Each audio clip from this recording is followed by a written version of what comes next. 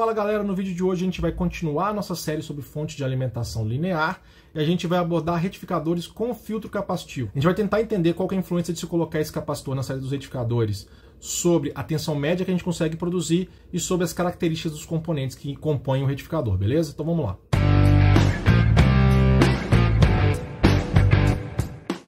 Fala galera, aqui é o professor Thiago da UFMG e sem mais delongas, vamos para o vídeo. Bom, essa aqui, só para lembrar, é a estrutura básica de uma fonte linear, né? Que a gente vem discutindo nessa série de vídeos. A gente até agora falou sobre os retificadores de meia onda e de onda completa, mas a gente abordou eles, na verdade, sozinhos. E a gente viu que esses circuitos têm uma tensão na saída que é pulsada, que não é bem essa tensão contínua lisinha que a gente espera no caso, por exemplo, de uma bateria. Agora o que a gente vai fazer é colocar esse capacitor na saída desses retificadores, que a gente chama de filtro capacitivo, que vai ajudar a gente a tentar chegar um pouco mais perto dessa forma de onda contínua que a gente conhece, beleza? Então, para começar, a gente vai usar como exemplo o retificador de meia onda, depois a gente vai evoluir para os retificadores de onda completa. Vai abordar tudo nesse vídeo aqui, beleza? Então essas aqui são as formas de onda que a gente já extraiu do retificador de meia onda, e eu quero saber o que acontece agora quando eu coloco esse capacitor na saída, esse filtro capacitivo. Beleza? Só que para melhorar um pouquinho os desenhos que a gente vai ter que fazer para entender esse funcionamento desse circuito, eu vou usar agora dois períodos, tá? E só para recapitular, eu estou usando para referenciar a tensão de pico da senoide na saída do secundário, esse símbolo ali que é o V2 chapéu, beleza? Só para a gente lembrar dessa nomenclatura e não ficar confuso. Bom, só para recapitular também, meu segundo oscilograma é a tensão na carga, sem o filtro capacitivo, e aqui eu tenho a tensão no diodo, tá? Com essa polaridade aqui, tá bom? Bom, essas formas de onda que eu tenho desenhadas aqui na tensão na carga, como eu falei, são sem o filtro capacitivo. Agora, o que acontece quando eu coloco esse capacitor? Antes da gente ver a forma de onda, vamos tentar pensar o que pode acontecer. Vamos imaginar inicialmente que o capacitor aqui, ele está descarregado, ou seja, com tensão nula. Como é típico se eu estiver ligando essa fonte pela primeira vez. Então ele vai partir de uma tensão, aqui no oscilograma, próximo de zero. Quando o diodo conduzir, né, a gente sabe que vai cair aqui 0,7 nesse diodo, né, e a tensão do secundário, V2, praticamente vai estar aplicada à minha saída. Né? Aqui eu vou ter, em referência a esse ponto, eu vou ter V2 menos 0,7. Então, o que eu espero ver? Eu espero ver uma tensão que é um pedaço da minha senoide subindo aqui, acompanhando a forma de onda que eu já tinha sem o capacitor. O que começa a acontecer diferente é quando a tensão da rede começa a cair. Tá? Quando ela começa a cair, o que acontece? O capacitor, se a gente lembrar, ele é um circuito que não gosta de variações de tensão muito bruscas, beleza? Então, na hora que a tensão da entrada começa a cair, o capacitor tenta segurar aquela tensão que está sobre ele, que está carregada nele, o máximo possível. Então ele muda um pouquinho a trajetória desse declínio. E acontece uma coisa interessante. A tensão na rede, então, V2, ela fica menor do que a tensão na saída, do que a tensão VR aqui. Né? E aí o que acontece? O diodo agora enxerga essa diferença de tensão e ele bloqueia. Beleza? E aí, o que vai acontecer? O meu circuito para carga basicamente vai ser um capacitor carregado com uma tensão se descarregando sobre o meu resistor de carga. Então eu vou ter uma descarga de capacitor, beleza? Bom, a gente sabe que a descarga de capacitor é um evento que tem uma forma de onda exponencial. Só que se esse capacitor for muito grande e o tempo de descarga for baixo, eu posso até aproximar isso com uma linha reta, tá? Então não vai acontecer isso, eu vou descarregar o capacitor sobre o meu resistor. E no final das contas eu vou começar a ver essa forma de onda aqui, ó, né? Que vocês estão vendo em roxo. Eu vou ter uma descarga, depois no próximo ciclo de rede, eu basicamente vou encontrar aqui a minha tensão da rede subindo, ela vai ficar maior do que a tensão de saída, eu vou recarregar o meu capacitor até mais ou menos o pico da senoide, e daí para frente eu tenho de novo descarga do capacitor. Então, o que o capacitor faz a partir desse momento? Ele mantém a tensão sobre a carga entre esses dois patamares aqui. Né? Então, a minha ondulação de tensão, que antes era toda essa variação aqui, ela fica confinada a uma variação menor, que a gente chama de ripple de tensão. Então, diminuo o ripple de tensão pelo efeito do capacitor. Beleza? Bom, e com essa modificação de forma de onda, como é que ficam as equações, né? Como é que ficam as correntes médias, as tensões médias nesse circuito? Vamos tentar entender. Bom, vamos supor o seguinte, que eu tenho uma tensão média aqui na minha saída, né? E eu quero saber qual que é a corrente média que essa carga está consumindo, né? Aí beleza, vai ser basicamente a lei de Ohm, beleza? A corrente média vai ser a tensão média dividida pela resistência, e a corrente média no diodo ela vai ser igual à corrente média na carga. Você pode achar estranho, peraí, não tem um capacitor aqui? Como é que fica essa corrente que desce no capacitor? Bom, se vocês lembrarem a teoria por trás dos capacitores, vocês vão lembrar que em regime permanente o capacitor tem corrente média igual a zero, beleza? Ele tem corrente nele, obviamente, só em transitórios, mas na média, em corrente contínua, em regime permanente, ela é igual a zero. Então a corrente média no diodo é igual à corrente média na carga, como era o caso do retificador de meia onda tradicional, beleza? Bom, outra questão é a tensão sobre o diodo, tá bom? Como a gente sabe, enquanto o diodo estiver conduzindo, que é mais ou menos esse período aqui, eu tenho 0,7 volts em cima do diodo, né? Isso não muda não. Só que a partir do momento que eu paro de conduzir, o diodo começa a absorver toda a tensão que existe no circuito. Só que agora eu tenho, nesse momento, num pico negativo, para a gente tentar ver qual que é a TPI, eu tenho a seguinte situação. Eu tenho que, na saída do secundário, eu vou ter aqui menos V2 pico, nesse momento, e na saída do circuito, o meu VO aqui, eu vou ter uma tensão que não é zero mais, né? Então vai ser uma tensão que vai estar entre o valor máximo aqui da minha senoide, da minha tensão de pico, e um valor mínimo aqui, ó, né?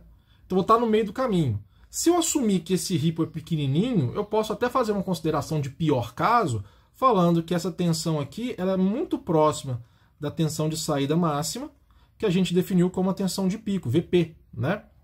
Que vai ser, na prática, muito próxima da tensão de pico da minha senoide do secundário, beleza? E aí eu posso falar o seguinte, que a tensão de pico inversa para esse circuito ela é aproximadamente igual a 2 vezes a tensão de pico do secundário do transformador. Por quê? Porque na entrada eu vou ter menos 2V pico, e na saída eu vou ter algo que é muito próximo da tensão de pico também. E aí eu tenho 2 tensões de pico em cima do diodo, mais ou menos, tá? É um pouco abaixo, mas se você considerar isso, você está considerando um pior caso, beleza? Legal, agora vem uma pergunta que não quer calar. Joia, se eu souber qual que é a tensão média, eu sei a corrente média do meu circuito, já estimei aqui minha TPI, tá legal? Agora, quanto que vale a tensão média? Bom, para isso a gente tem que definir o seguinte, vamos falar que essa variação aqui, né, esse ripple, chama ΔVO, só para nossa nomenclatura. E a tensão média, se a gente for pensar um pouquinho, é a tensão que existe no meio dessa variação. Então, essa é a nova tensão média que existe no meu circuito. E aí eu posso equacionar isso da seguinte forma. A tensão média é mais ou menos a tensão de pico da minha forma de onda na saída, que eu chamei de VP, né? Que na prática, VP, só para a gente lembrar para o retificador de meia onda, é igual a tensão de pico do secundário menos o 0,7 do diodo, beleza? Menos metade desse ripple, menos metade dessa ondulação. E qual que é essa ondulação? A gente já falou, a ondulação vai ser a tensão de saída máxima, né, que é outro nome para VP, e essa tensão de saída mínima. Só que isso não ajudou, porque quanto que vale a tensão de saída mínima? Eu não sei. Para saber, a gente tem que fazer uma outra análise. Bom, então vamos de novo pegar o nosso circuito, vamos aqui explicitar a tensão de saída, né, e vão botar algumas coisas. Aqui está o meu ripple de tensão, né? E eu vou lembrar que durante esse ripple, né, em regime permanente, que exclui esse primeiro momento, aqui esse transitório inicial, né, eu tenho um período de condução dos meus diodos. Meus diodos só conduzem aqui. Para eu equacionar quanto que vale a tensão mínima e saber uma estimativa de quanto que vai ser esse ripple, eu vou ter que usar algumas premissas da minha análise. Quais são essas premissas? Beleza.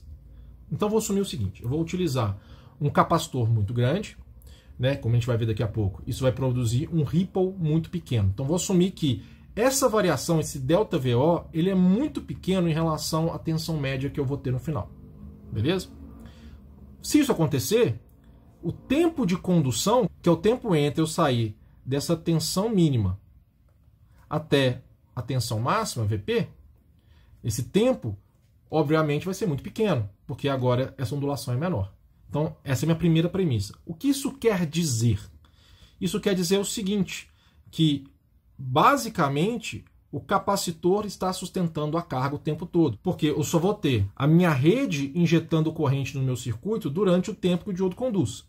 Se o tempo que o diodo conduz é muito, muito pequeno, quer dizer que o capacitor se mantém praticamente carregado o tempo todo e ele carrega a carga. Beleza? Então, para fins práticos, é como se ele estivesse sustentando a carga. Tá? E aí eu posso usar o seguinte. Eu posso usar a equação básica de um capacitor que vocês aprenderam lá no ensino médio, né? Que a capacitância vezes a variação de tensão que tem sobre ele é igual à variação de carga que ele entrega. Né? Eu estou assumindo que basicamente ele entrega essa carga toda para o resistor do circuito. Tá? Bom, a gente pode lembrar também que carga ela é igual a alguma corrente, no caso aqui uma corrente constante, vezes um determinado período. Né? Bom, se eu estou assumindo que eu estou entregando corrente para minha carga nesse período aqui, que basicamente é igual ao período da rede elétrica, né? Que pode ser equacionado também como sendo o inverso da frequência da rede elétrica, né? Eu posso falar que a carga que eu estou entregando para o meu resistor, que o capacitor está entregando para o meu resistor, pode ser equacionada como sendo a corrente média que aquele resistor consome dividido pela frequência da minha rede. Beleza? É só uma manipulação matemática do conceito de carga. E se eu substituir isso na equação básica do meu capacitor, eu vou encontrar que C vezes o ripple de tensão, que é a variação de tensão que aparece sobre o capacitor, vai ser igual à corrente média na carga dividido pela frequência da rede. Né? Condensando isso aqui, eu posso achar que o meu ripple de tensão ele vai ser aproximadamente porque eu fiz uma série de premissas, uma série de simplificações, igual a corrente média máxima do meu circuito, a corrente máxima do meu circuito, dividido pela frequência da rede vezes a capacitância. Tá? Então, a partir disso, eu posso calcular o ripple de tensão. Se eu quiser, eu posso calcular quanto que vale a minha tensão mínima na saída, porque é só manipular isso aqui. Bom, essa é a expressão básica de cálculo de capacitor em fonte de alimentação e vem dessa simplificação muito simples do funcionamento desse circuito. Tá. Isso foi para o retificador de meia onda. A questão agora é como que isso fica para os retificadores de onda completa. Bom, vamos pensar um pouquinho. O retificador de onda completa, o que ele vai ter de diferente do retificador de meia onda do ponto de vista da tensão de saída? Ele vai ter 2 pulsos por período. Né? E esse decaimento da tensão no capacitor, que depois vai se recarregar e vai continuar fazendo isso, acontece em vez de uma vez durante um período de rede, vai acontecer 2 vezes durante um período de rede. Então a gente pode fazer o mesmo raciocínio que a gente acabou de fazer para o retificador de meia onda, só lembrando que agora, em vez de ter que se descarregar sobre a minha carga durante um período de rede, isso vai acontecer durante meio período de rede. E se eu fizer isso e levar para o equacionamento, eu basicamente vou encontrar que vai aparecer esse 2 aqui no meu denominador. Então, nesse caso agora, no retificador de onda completa, o ripple de tensão vai ser igual a corrente na carga dividido por 2 vezes a frequência da rede vezes a capacitância que eu estou colocando. Beleza? É basicamente essa a diferença do ponto de vista de saída. Bom, mas tem mais coisa para a gente discutir. Vamos voltar aqui no retificador de meia onda e eu estou colocando de novo aquela forma de onda da tensão de saída. Lembra que a gente acabou de falar que o diodo só conduz nesse pequeno intervalo de tempo aqui? E eu comentei que a minha rede só entrega corrente para o resto do circuito durante esse período que o diodo está conduzindo? A pergunta é, como é que é o formato dessa forma de onda? Né? Porque eu sei até agora que a tensão média no diodo e na carga é igual, a gente já comentou isso. Só que eu não falei nada sobre o formato dessa corrente no diodo. E é interessante que acontece o seguinte, durante todo esse período aqui, que contempla o momento que o diodo está bloqueado, a corrente é basicamente 0. Mas nesse momento aqui, né, onde ele conduz, toda energia necessária para recarregar o capacitor tem que ser entregue. Se a gente for lá e olhar a forma de onda, a gente vai ver que basicamente eu vou ter um pico de corrente muito grande e depois eu vou ter um decaimento. O formato dessa forma de onda é bem complexo, porque envolve um carregamento do capacitor que tem aquela parte exponencial, mas ao mesmo tempo a forma de onda de entrada é uma senoide. Então é uma forma de onda difícil da gente estimar, beleza?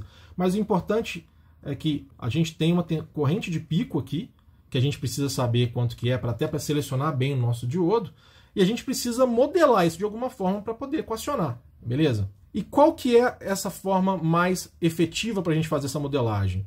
O que a gente faz é modelar essa forma de onda como um triângulo. E isso vem de vários estudos que eu já fiz e eu vi que a forma de onda triangular é a mais simples da gente utilizar e que dá o resultado mais próximo da realidade, beleza? E aí o que eu quero equacionar aqui? Eu quero saber quanto que vale essa corrente de pico aqui, que eu chamei de ID máximo, beleza? Então vamos lá. A primeira questão que eu já falei, que a corrente média na carga e a corrente média no diodo são iguais. E eu já consigo estimar mais ou menos qual que é a corrente média na carga, porque eu já sei quanto que é a estimativa do meu ripple de tensão, né? Bom, se eu usar isso e lembrar que durante um período de rede, né, que é basicamente isso aqui, né, esse período de rede aqui, o diodo só conduz esse pedacinho de corrente, quer dizer que eu posso calcular qualquer corrente média calculando a área sobre esse triângulo e dividindo pelo período. Beleza? Esse é o conceito de corrente média. E aí eu vou equacionar essa corrente média como sendo a área do triângulo, que é o pico, que é a corrente de pico, vezes o período de condução ΔT dividido por 2, dividido pelo período do meu sinal, do período da rede, que é a mesma coisa que multiplicar pela frequência da rede. Tá? Uma vez feito isso e equacionando as coisas, eu chego à conclusão que o valor de pico máximo da minha corrente no diodo vai ser igual a 2 vezes a corrente média na carga, que é igual à corrente média no diodo, dividido pela frequência da rede vezes o período de condução do diodo, que é esse ΔT. E aí volta a questão, quanto que vale ΔT? Bom, para isso eu tenho que lembrar o seguinte, durante esse momento, o que aconteceu? A tensão sobre o meu conjunto RC aqui, o meu capacitor e minha carga, essa tensão de saída, ela é praticamente igual à tensão na rede. Beleza? Né? O mesmo formato. Então eu posso falar o seguinte, que naquele momento, naquele pequeno intervalo de tempo, né, em ΔT, a tensão na saída ela vai ser igual a VP, que é a tensão de pico desse pedaço de senoide no secundário, vezes seno de 2π FR, que é a frequência da rede, T. Beleza? Só que o que eu quero desse equacionamento são os valores de T, porque eu preciso saber qual que é o intervalo de tempo aqui, esse meu T1, e qual que é o tempo aqui, que é o meu T2. Se eu souber esses dois valores, eu sei a diferença. Tá? Bom, se eu simplesmente manipular essa expressão de VO aqui, eu vou encontrar que o instante de tempo ele é igual ao arco seno da tensão de saída dividido por VP, que é a tensão de pico desse pedaço de senoide na saída, dividido por 2π e a frequência de rede. Tá? E aí? Primeira coisa, eu sei que esse pico, esse T1 aqui, ó, ele acontece no pico da minha senoide. E o pico da minha senoide acontece em π sobre 2, ou 90 graus. Beleza? Então já sei mais ou menos calcular esse instante. E eu sei também que esse T2 ele acontece quando a minha tensão de saída é igual ao VO mínimo. Né? E quanto que é o VO mínimo? O VO mínimo é VP menos o ripple de tensão. Tá joia? Bom, usando isso, eu já consigo calcular algumas coisas, porque eu sei estimar qual que é o tempo para achar T1, é só fazer uma regra de 3 em relação ao período todo, e eu sei estimar quanto que vale o VO. Então eu sei estimar aqui quanto que vale o T2. Bom, se eu usar isso tudo, eu vou encontrar o quê? Eu vou encontrar que o período de condução do diodo, esse ΔT, é igual a 1 sobre 4 FR, que basicamente é o período de tempo desse 90 graus aqui, é só equacionar e fazer uma regra de 3, você vai encontrar esse valor, menos o T2, que basicamente é o arco seno de VO mínimo sobre VP. Se você usar essa expressão, você vai encontrar isso, beleza? Então essa aqui é a equação desse ΔT. E aí eu posso usar essa conta para encontrar o valor de pico da corrente do meu diodo. Tá joia? Pode parecer complexo, mas são só equações. Né? Uma vez que você tem equacionado, é só jogar valores ali do seu projeto, você vai encontrar essa corrente. Bom, e no caso dos retificadores de onda completa? No caso dos retificadores de onda completa, o raciocínio não vai mudar, só que as equações vão mudar um pouquinho por causa de algumas diferenças de valores que a gente tem. Então, por exemplo, o ripple de tensão, a gente sabe que tem esse fator meio aqui influenciando. A gente sabe também que a corrente média nos diodos é a metade da corrente média na carga, né? E se a gente usar isso para equacionar a corrente de pico, a gente vai achar que a corrente de pico no diodo agora ela vai ser igual à corrente média na carga dividido por 2 vezes a frequência da rede vezes ΔT. O ΔT, no caso, ele vai ter exatamente a mesma equação, porque o raciocínio que a gente fez não muda pelo fato dele ter agora mais pulsos, só que eu tenho que lembrar agora que o ΔVO que aparece aqui, ele tem um valor diferente do que no caso do retificador de meia onda. Então eu vou ter pequenas variações de valores no meu equacionamento, mas a lógica é exatamente a mesma. Então também consigo calcular a corrente de pico no caso de um retificador de onda completa, né? E o que eu espero dessa corrente? Eu espero que ela tenha um valor menor do que no caso do retificador de meia onda, porque agora, como eu tenho mais pulsos, quer dizer que a entrada entrega corrente 2 vezes no período em vez de um momento só. Então, para a mesma potência, para as mesmas tensões, essa corrente de pico tende a ser menor no caso dos retificadores de onda completa do que nos retificadores de meia onda. Beleza? Bom, só para finalizar essa discussão, o que faltou? A gente já tinha discutido como é que era a TPI no caso do retificador de meia onda, provocado por essa capacitância aqui, só que a gente não chegou a falar de como é que fica a TPI no caso dos retificadores de onda completa. Na prática, não faz a menor diferença. Elas continuam sendo iguais ao que a gente levantou no retificador puro. Por quê? Porque o fato de eu manter uma tensão aqui na saída próxima de VP não altera a tensão nos diodos. Porque, olha só, retificador de onda completa em ponte. Quando esse cara aqui estiver bloqueado, a tensão na saída aqui é VP, só que a tensão nesse outro nó aqui é a referência que eu estou utilizando para medir. Beleza? Então tem exatamente uma tensão próxima da tensão de pico do secundário aqui, né? No caso do retificador com TAP central, aqui eu vou ter VP e aqui eu vou ter, né, lembrando que aqui é referência, aqui eu vou ter menos a tensão de pico, né? Então a diferença de tensão aqui continua sendo 2 vezes a tensão de pico, mais ou menos. Então não muda nada, né? Então o fato de eu ter um filtro capacitivo não altera a exigência de tensão de bloqueio dos meus diodos, né? O que ela vai afetar, como a gente viu? Ela vai afetar basicamente a corrente média, porque ela vai aumentar com a redução do ripple, e também vai exigir uma corrente de pico nos meus diodos maior do que no caso sem capacitor. Beleza? Bom, é isso que a gente tem para discutir sobre filtro capacitivo. Espero que vocês tenham gostado, espero que eu tenha trazido conhecimento novo para vocês. A gente se vê na próxima. Tchau!